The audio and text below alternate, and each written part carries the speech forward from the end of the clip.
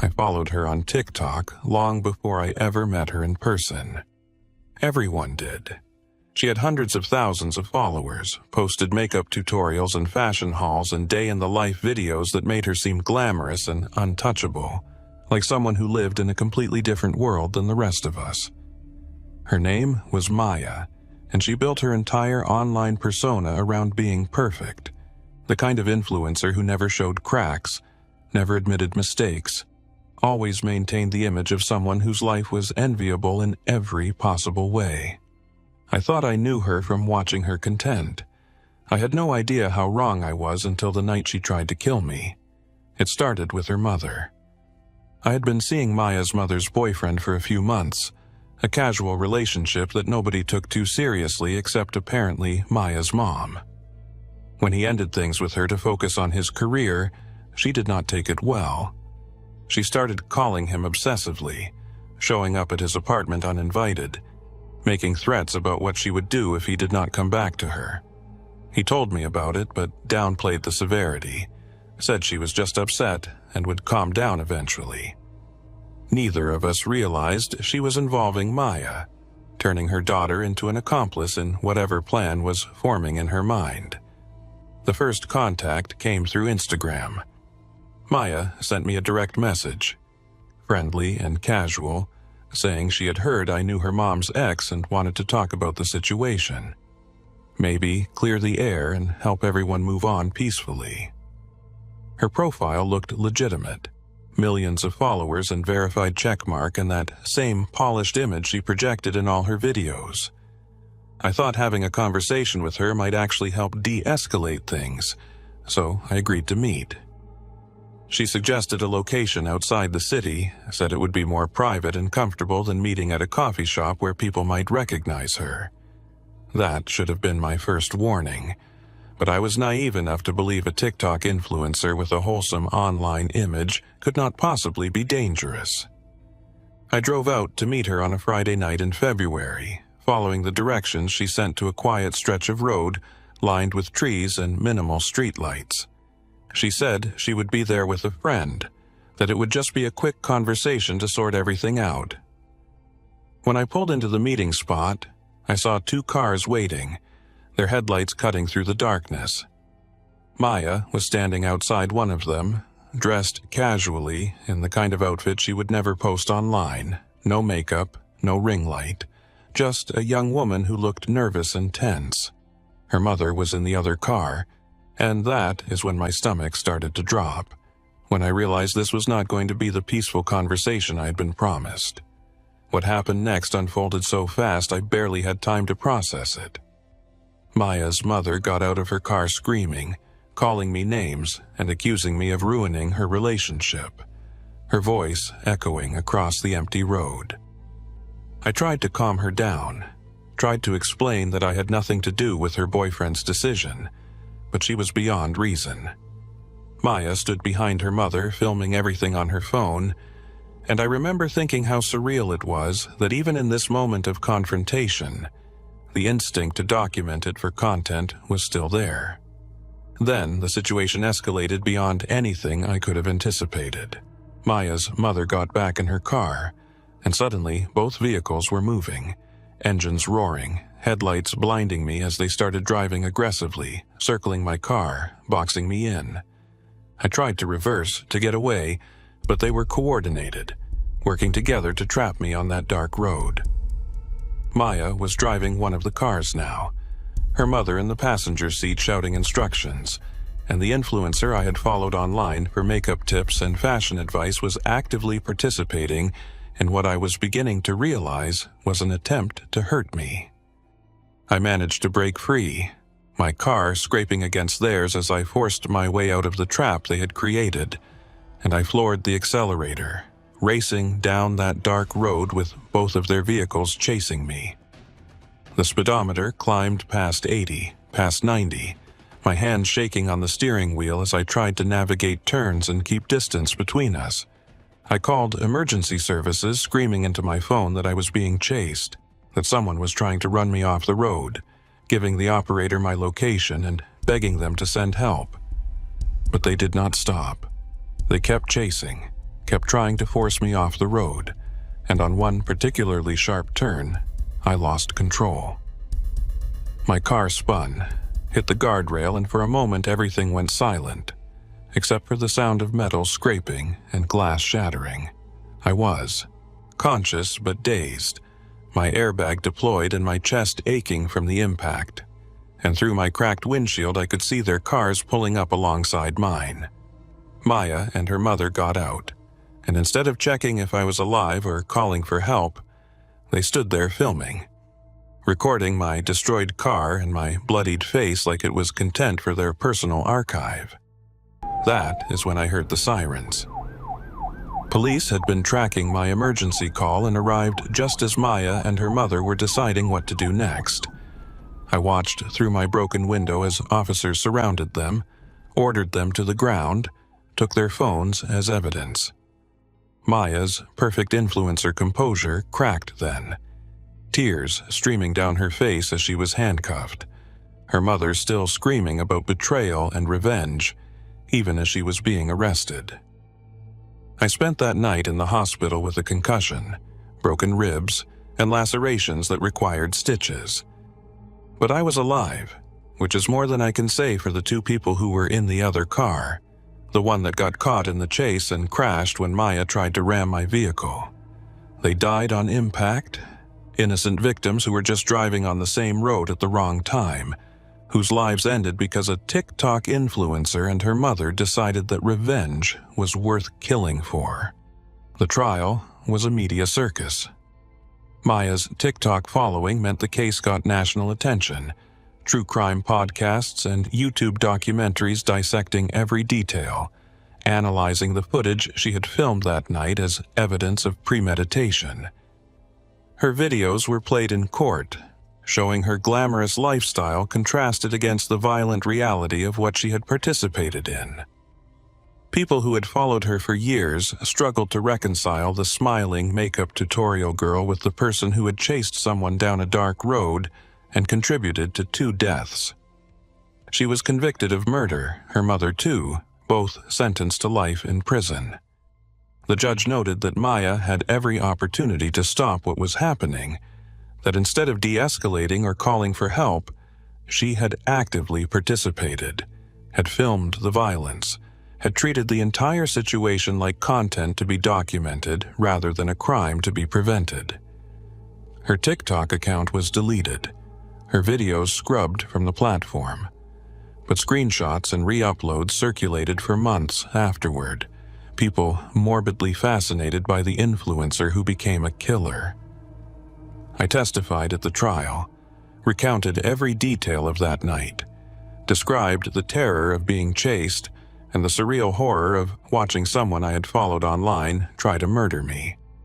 Maya looked at me from across the courtroom with the same blank expression she used in her videos, like she was performing for an audience that was no longer there, still unable to process that her actions had real consequences beyond likes and comments and follower counts.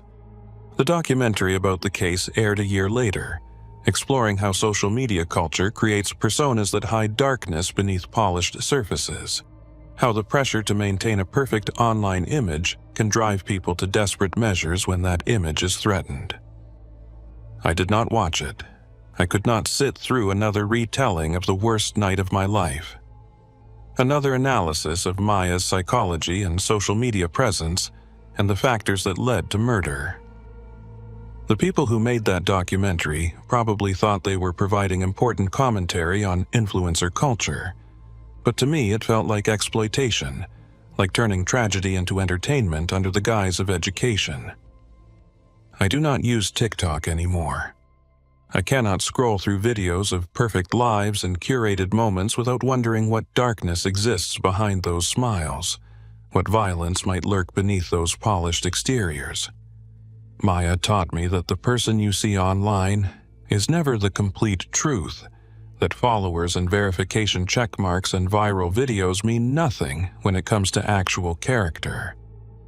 She had hundreds of thousands of people who thought they knew her, who trusted her recommendations and admired her lifestyle, and none of them suspected she was capable of participating in murder.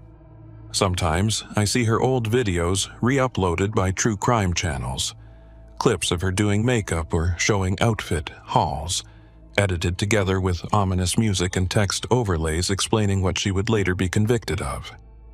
The comments are always the same.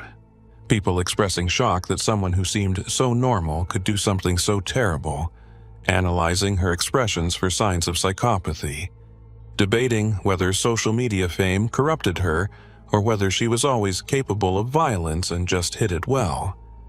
I know the answer to that question, even if they do not.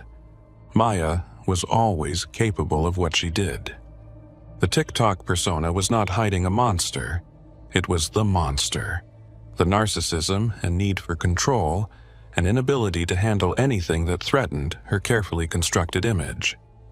When her mother's relationship fell apart, it became a threat to their family's reputation, to the perfect life they were selling online, and rather than accept imperfection, they chose violence.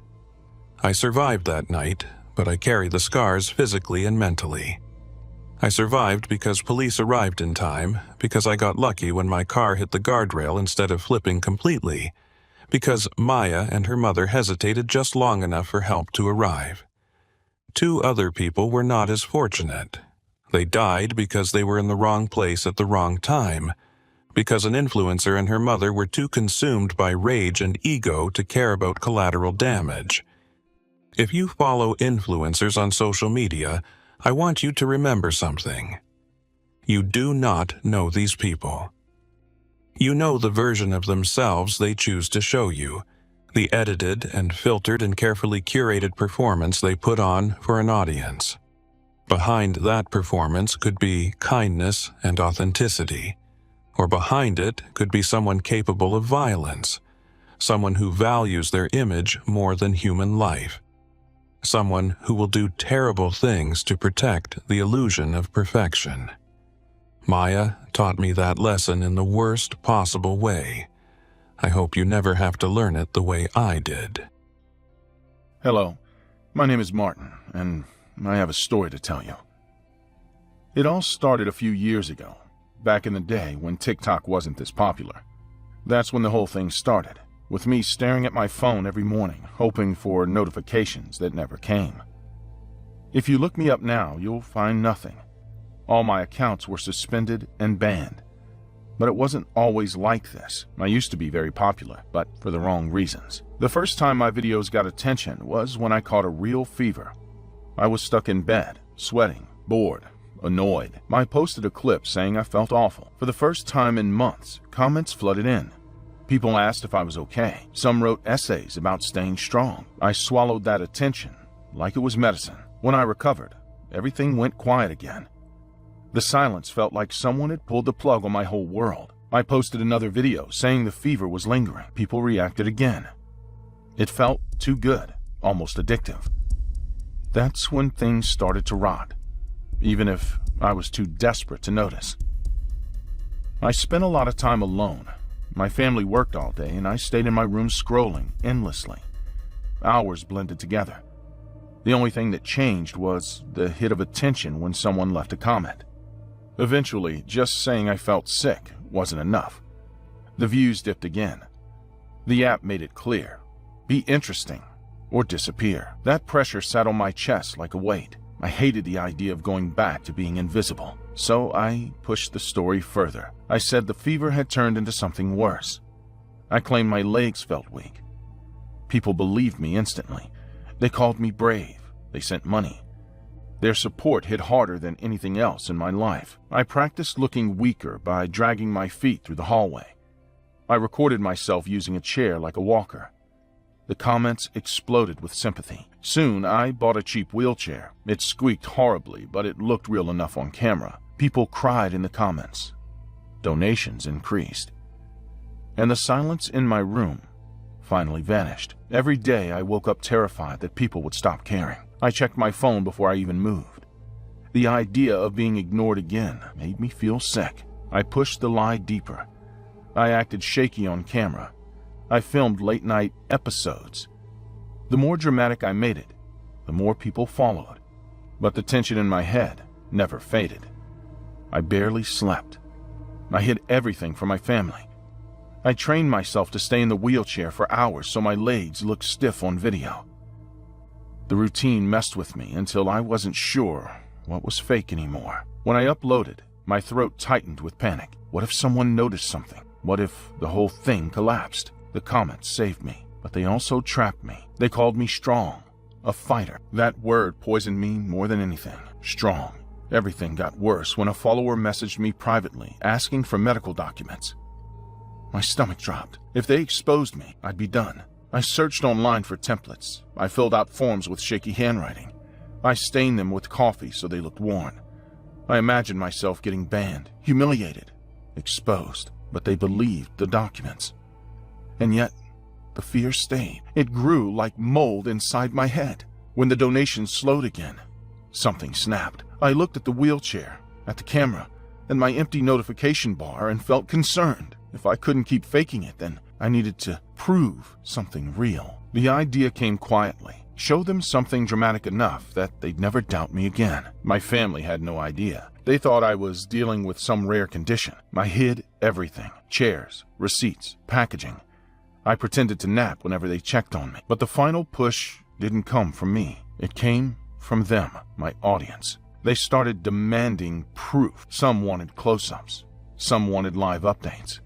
Some wrote things that felt more like orders than comments. If it's that bad, show us. Don't cut the video next time. We need to see something real. I should have logged off. Instead, I reread those messages until the pressure twisted into something worse, a sense of obligation. That's when I hid a small tool in my room, convincing myself I'd only pretend to use it for a video. But the longer I thought about it, the more real the idea started to feel. That night, I set up my phone on the floor. My hands were shaking so much I almost dropped it. I recorded a short update saying things were getting worse. The comments came instantly. Don't hold back. Show us. If it hurts, let us see it. It didn't feel like support anymore. It felt like a crowd pushing someone closer to the edge just to see what would happen. I sat there on the floor, breathing hard, staring at the tool. I lifted my left arm and placed my right hand on the handle. My chest tightened. My eyes burned. This wasn't about sickness anymore. I was seconds away from doing something I wouldn't be able to take back. My arm was already tense. The tool pressed against my skin just enough for my brain to scream at me, and the only thing pushing me forward were the comments flashing non-stop on my phone. Do it on camera. Don't chicken out. We've been waiting for this. Someone even wrote, if you stop now, you're a fraud. My heart pounded so hard I felt lightheaded, and for a moment I actually leaned in, ready to follow through just to shut them up. That's when the door blasted open so loudly I jumped. My brother lunged toward me before I could pull back, ripping the tool out of my hand while my parents grabbed my arms and held me still. They didn't yell. They looked terrified, like they'd caught me inches away from falling off a cliff. I couldn't even look at them. The only thing I could see, even with the tool gone and my family pulling me into the hallway, was my phone screen still glowing on the floor, filled with strangers cheering me towards something I almost did. My family held my wrists gently, keeping me from picking anything up. My mom kept saying my name like she was trying to pull me back to reality. I couldn't look at any of them. The shame hit harder than anything else. They didn't yell. They didn't freak out. They just stayed with me, grounding me, making sure I didn't do something stupid in a moment of panic. I didn't fight. I didn't even speak. They helped me up, guided me out of the room, and drove me to the hospital. No cameras, no comments, just the heavy silence of facing what I'd almost done. The doctor talked to me calmly, told me I'd be transferred for evaluation. My family stayed nearby, exhausted and scared. My account was suspended, my videos removed, donations refunded. My name stopped trending faster than I could blink. Now I'm in treatment. I'm learning to live without constant validation, without turning myself into a spectacle. I'm not proud of anything I did, and I can't blame it all on the audience. I was the one who crossed lines, even if I stopped right before the worst part. Sometimes I think about how close I was, how my brain convinced me that strangers' attention mattered more than my own safety. The scariest part isn't what almost happened. It's knowing that if my family hadn't walked in, I might have listened to people who didn't care whether I survived or not, only whether the story stayed interesting. And that's what I have to carry now. Every day. My name's Leah. I'm 18, and for the record, I didn't plan any of this. Things just got out of hand. Before it all went to hell, my life was the same as any other girl in Hellman. School, part-time job at the cafe, wasting hours on TikTok like everyone else. My friends and I used to laugh at stupid videos, make dumb lip syncs, and post filters that made us look like someone else. That's how everything started. A stupid app. There was this girl, Dana. Everyone knew her. Tall, perfect hair, the kind of face that got likes no matter what she posted. We were never friends, but she followed me for a while. Then out of nowhere, she blocked me. I didn't even notice until my classmates started asking if I'd seen the account. It was a TikTok page with my name on it, or well, a nickname they made up. They posted videos making fun of me, slow-motion clips from class, taken without me noticing. My face distorted, captions saying I looked like a rat. The comments were full of laughing emojis. The username had Dana's style all over it. At first, I thought it would fade away like every other thing online, but it didn't. It got worse. Every day there was a new post. Someone filmed me walking home, eating, even talking to my friends. It felt like the walls of the city were closing in on me. I tried reporting it, but TikTok just sent an automated message. My mom told me to ignore it. My dad said it was just kids being idiots. But it wasn't just that. They were hunting me online. Then came the messages. Anonymous accounts sending me threats. Comments saying things like, "Wait till we see you after school." I knew it was Dana's group. 5 girls, all younger except her. I didn't even know their names. I only knew their laughs. One Friday night, I snapped. I sent a message to Dana on Instagram, told her to stop hiding behind fake accounts. She answered instantly, saying we could talk in person. "Let's clear things up tomorrow, behind the mall." That's where everything went wrong. I got there early. The parking lot was half empty. The wind carried plastic bags and the sound of a bike chain hitting metal. I stood near the fence, trying to act like I wasn't nervous. I kept looking at my phone, pretending I had control. Then they came. All 5 of them. Dana was in the middle, her hair tied up, wearing that smug smile she always had in her videos. The other 4 were holding their phones like they were ready to film a concert. I felt my stomach twist. Dana walked up to me and said it was funny how I thought she'd stop just because I cried about it online. Her friends laughed. I told her I just wanted it to end. She said it would. Then she nodded to one of the girls. They surrounded me. I remember the cold metal of a phone pressed to my face, the red recording light. Someone pushed me from behind. I fell hard. Dana kicked my ribs while the others shouted things I can't forget. They ripped my jacket, grabbed my hair, and pulled. One of them took out scissors. I froze, but my body kept shaking. The sound of hair being cut filled my ears. I tried covering my head, but fists kept coming from every side. Someone screamed, "Get her face! Get it on camera!" When they were done, they left me lying there, blood dripping from my lip, hair scattered on the ground. I saw one of them checking the video, laughing, saying it would go viral. Dana looked down at me and said, "Now you're famous." Then they walked away. I didn't cry, not there. I just stood up and walked home. Every step burned. My head was buzzing. My mom screamed when she saw me. My dad called the police, but they said they'd investigate. That word meant nothing. 2 days later, the video went up. It had over 100,000 views before I could even report it. Hashtags everywhere. Comments saying I deserved it, that it was just a prank. I stayed in my room for days. Every sound from my phone made my heart race. Then, something inside me changed. I stopped feeling scared. It was like a switch flipped. I started watching the video over and over again, focusing on Dana's face, the way she smiled when she hit me, the sound of her voice echoing in my head. I wanted it gone. I wanted her gone.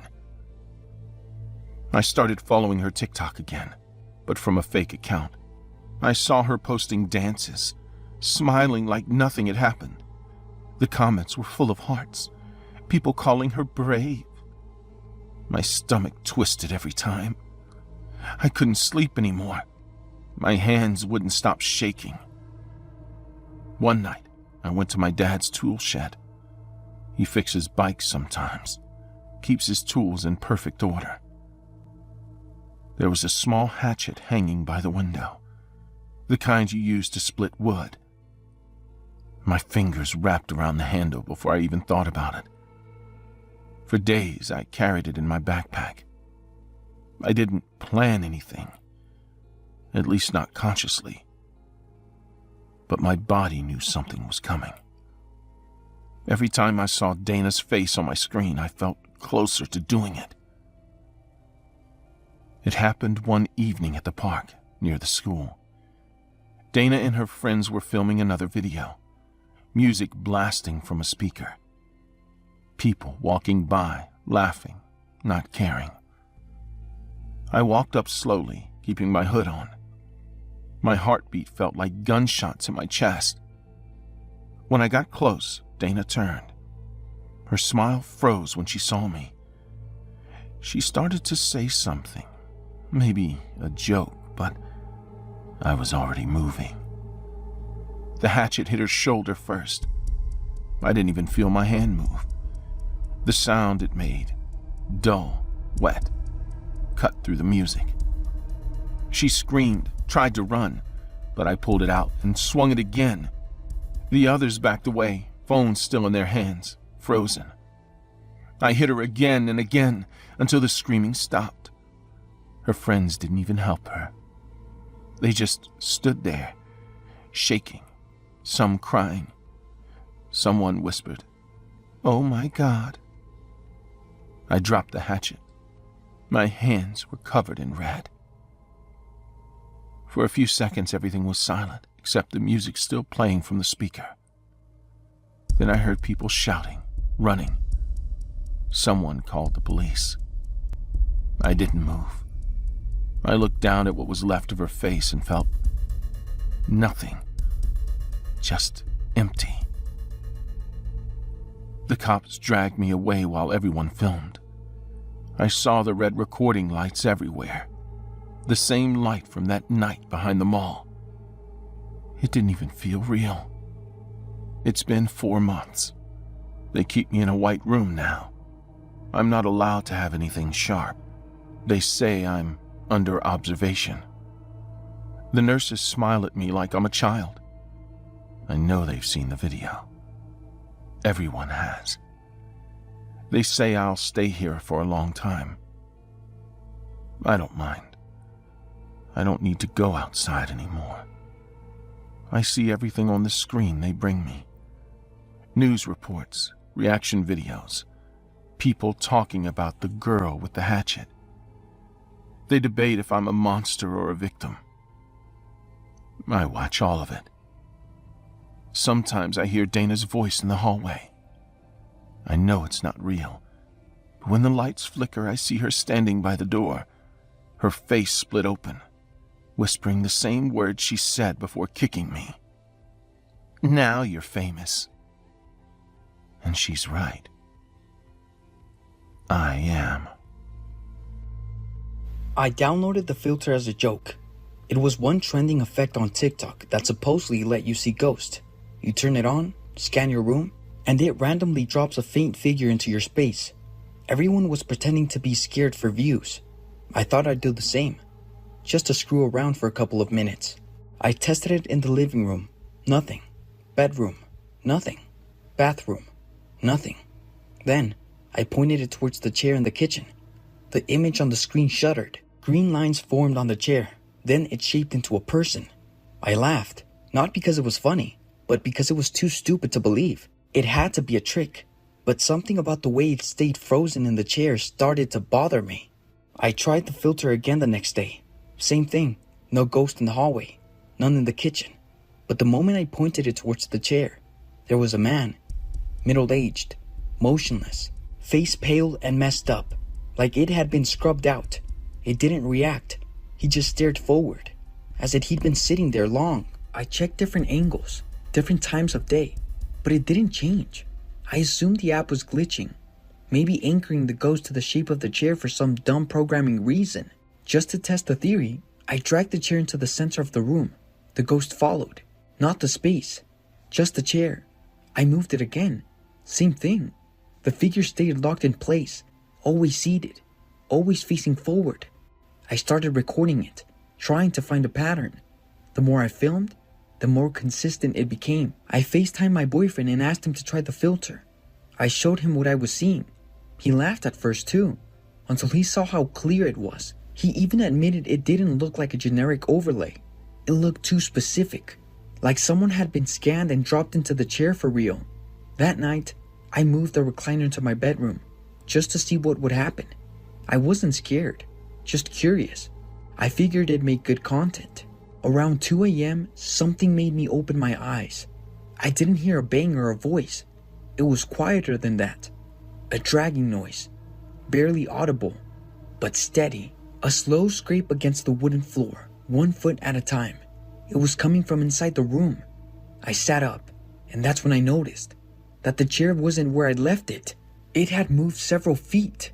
It now sat in the center of the room, facing the foot of my bed. I didn't move. I just stared at it. Nothing else in the room looked different. Nothing was tipped over or broken. Just the chair. Then, I heard the noise again. One more scrape. It shifted another inch closer. I whispered my boyfriend's name, thinking maybe he snuck in to mess with me. No response. I reached for my phone on the nightstand and turned on the app. The filter activated. The ghost wasn't in the chair anymore. The cold grip of dread kicked in, not in my chest, but in the back of my throat. I scanned the room slowly, hoping it was a glitch. When I turned the camera to my left, I saw it, standing beside me, not sitting. Its blurry gray body right next to my face. I froze for a second, not out of fear, but because something hit me in that moment. It wasn't just standing there. It was watching me, closely. Then, everything snapped at once. A pressure hit my throat like a vice. Not soft, not vague. Real fingers. I dropped the phone as my back slammed against the wall. My legs lifted off the floor. It was choking me, dragging me up like I weighted nothing. I tried to scream, but nothing came out. My lungs burnt. I grabbed the invisible arms, but it didn't feel like air. They were solid, cold, and thick like steel cables. I kicked, thrashed, but I was off the ground, completely pinned. My vision started to warp at the edges. My nails clawed at whatever held me, but there was no give. I couldn't even cough. My body was just hanging there.